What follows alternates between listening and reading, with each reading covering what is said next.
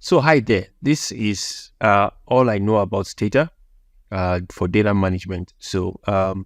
Sometimes you have data sets like this where you have quite a number of variables, but one variable is distinctive. And what I mean by that is that if you look at all these variables, they start with the letter Y. This two variable name starts with the letter I, and this starts with letter C. The final variable down actually starts with letter D.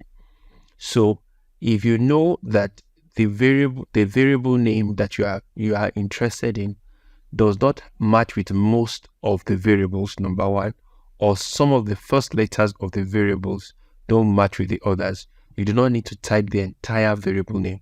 So I'll give an example. This has 68 variables. Only one of the variable names starts with D, this data column. Every other thing is Y, C, and I. So if I just say tab D, it will tab that variable name. The full variable name there is, I think, data column. Let me just scroll up so you can see. It's called data column. But because it's the only D here, I did not need to type the entire D. Now let's look at country name.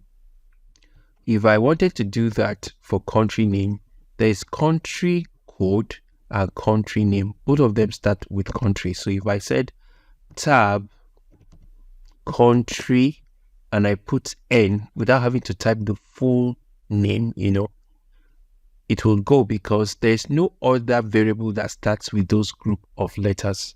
So when you type like this for country, that's it. Basically, it has given you. So this is, by the way, the World Development Indicators data. So it gives me all that.